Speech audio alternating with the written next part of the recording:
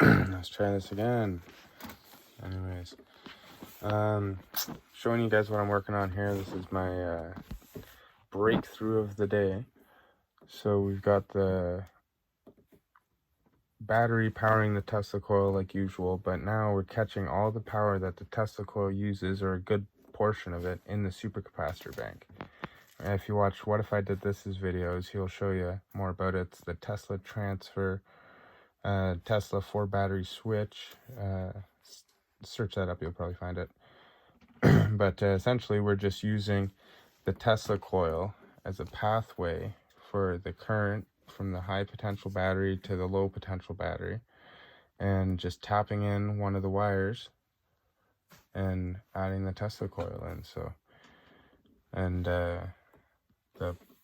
essentially it's pretty straightforward, but it's neat because they make you think that you've wasted all your power. But if you know how batteries work, they're a chemical reaction in there that when you add charge on here, ions move to one direction, and when you discharge, they move to another direction. But if you can just use one battery,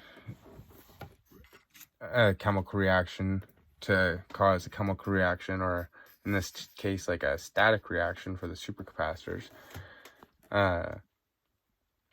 then you just are moving the charges from one place to another, and this is just a side effect. And your only losses theoretically should be your wires, the MOSFET efficiency, and how efficient your receiving battery is. So supercapacitors generally are pretty efficient. Lithium ion batteries are pretty efficient.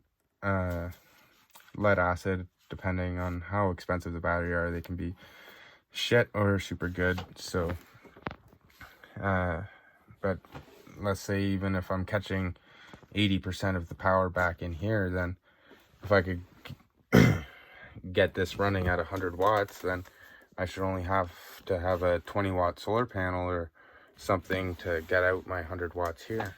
So it's pretty neat. And then I've built the switch. I just gotta put it back together because I just do 100 things and forget.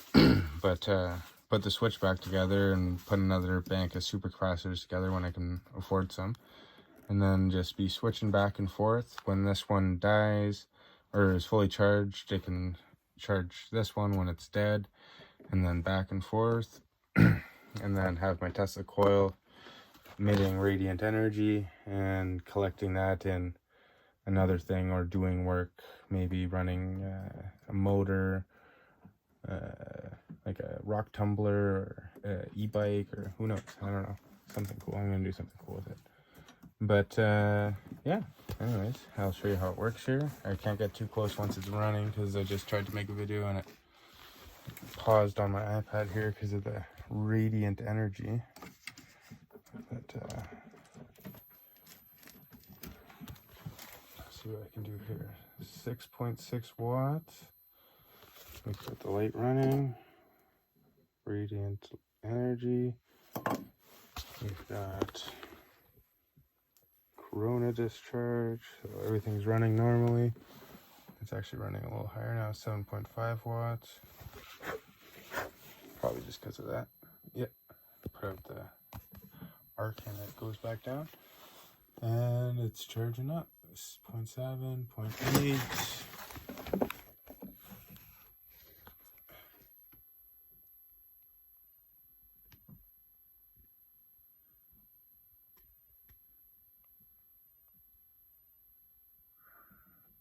0.9.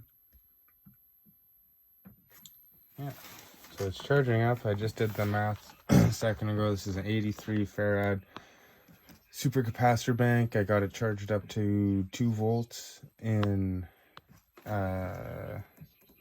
volts in 5 minutes. So if you put that into a calculator, the capacitor energy calculator there, 83 farads, 2 volts, and then you get the energy, and then times that by 12 because it was only 5 minutes, and you get your watt hours. And pretty much it was running at 5 or 6 watts the whole time. It was like the mean, it was up at 6.5, and then went down to like 5.5. So 6 watts. And you do the math and you get back out. You got to divide the 6 watts by 12 too, because you haven't used a full 6 watt hours. But and it's pretty close, and I would imagine that maybe my supercapacitors aren't exactly their rated capacity because I got them from China, but they are pretty close. I've done like rudimentary tests anyways, and yeah, so let's check that out now. 1.4, it's still charging up. So yeah, so power's coming from here, going through Tesla coil, making radiant energy, and then back into supercapacitor bank, which is charging up. I receive mostly all my energy back in there. So explain that, guys. Pretty neat. Yeah, if you like my videos, give me a thumbs up and subscribe and comment. I like the banter, so let's do something cool with this. I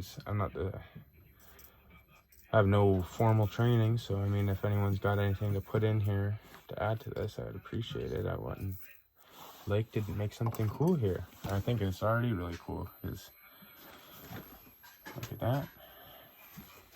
But yeah, don't kill the dipole. Tom Bearden talks about this. Batteries are a dipole, positive and negative. So you don't have to cancel those out.